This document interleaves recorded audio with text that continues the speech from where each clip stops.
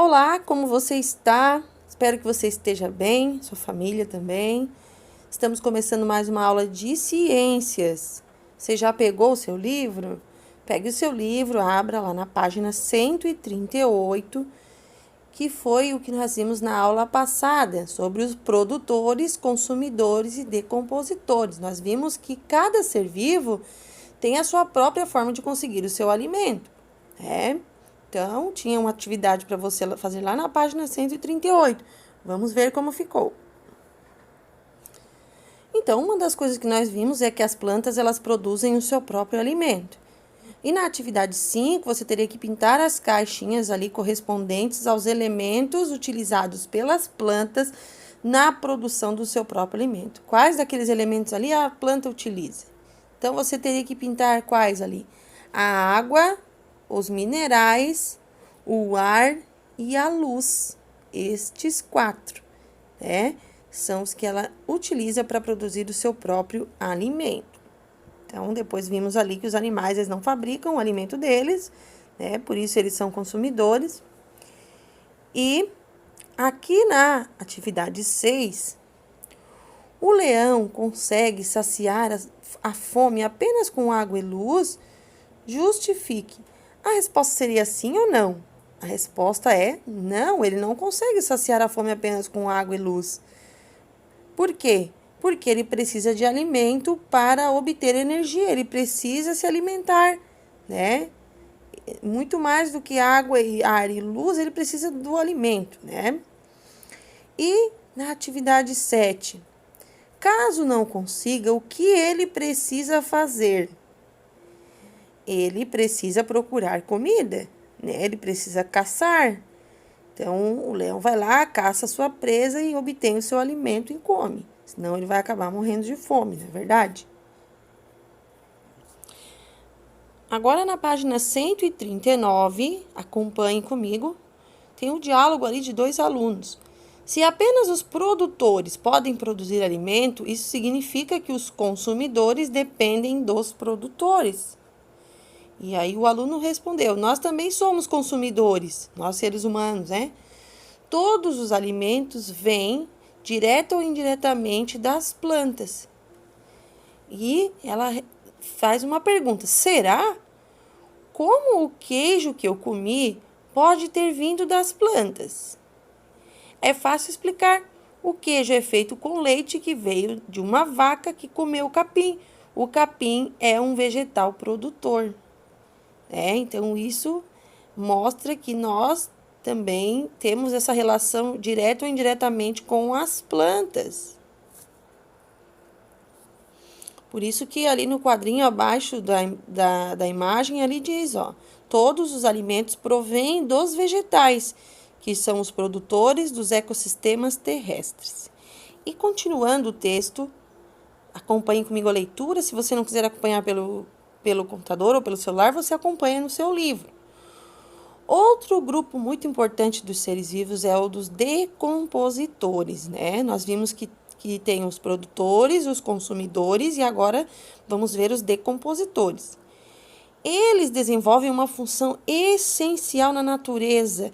Eles realizam a limpeza dos ecossistemas e devolvem aos solos nutrientes que são reaproveitados pelos vegetais. Vamos ver como que eles fazem essa limpeza, né? Continuando, os decompositores provocam o apodrecimento e a degradação de diferentes materiais das plantas e dos animais mortos. Então, uma planta que murchou, morreu, até mesmo um animal morto, os decompositores, eles vão ser encarregados de fazer a limpeza do ecossistema, retirando ali, eliminando aqueles materiais mortos, né?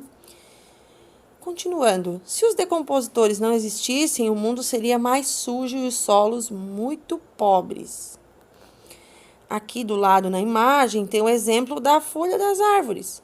As folhas das árvores e os animais mortos são transformados pelos decompositores em adubo para as plantas. Com certeza você já ouviu falar em adubo, que é usado nas plantações, até mesmo na horta, né? Então, Os seres decompositores transformam as folhas e animais mortos em adubo.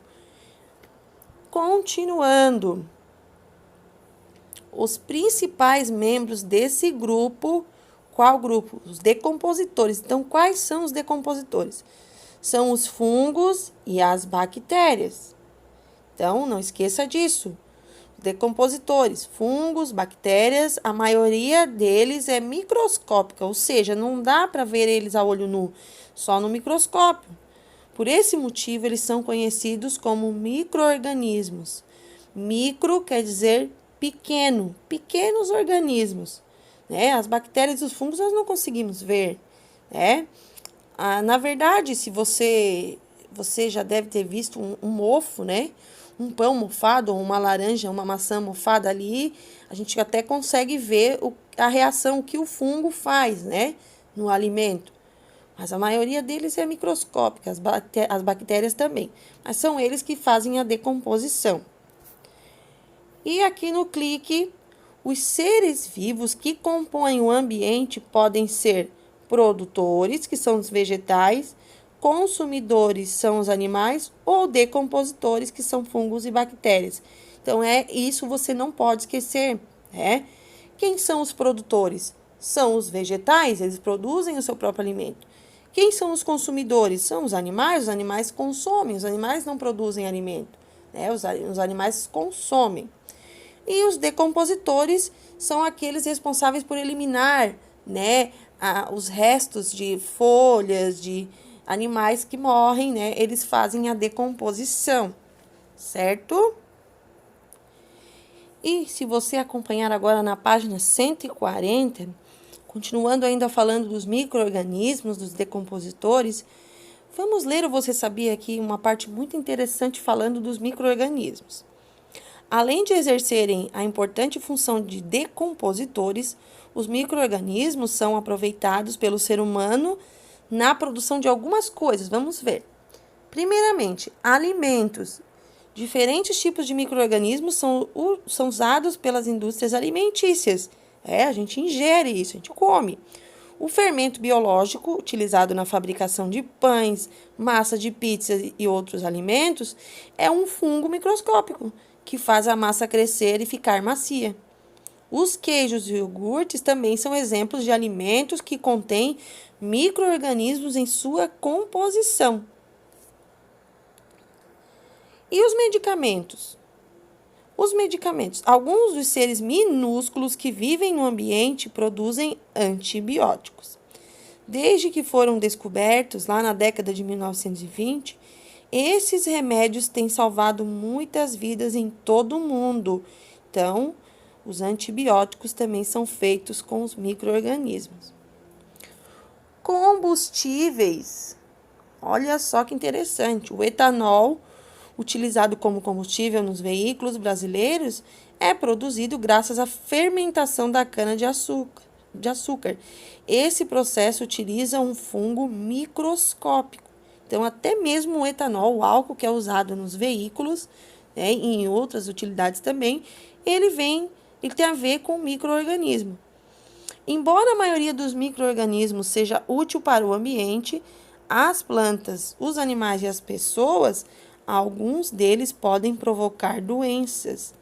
Conheceremos esses seres perigosos no próximo capítulo. Então, meu lindo, minha linda, nós vimos nessa aula sobre os produtores, consumidores, decompositores e vimos mais um pouco aqui dos micro-organismos. E hoje eu peço a você o quê? Que você leia novamente essa parte que vimos hoje e na próxima aula nós continuamos, certo?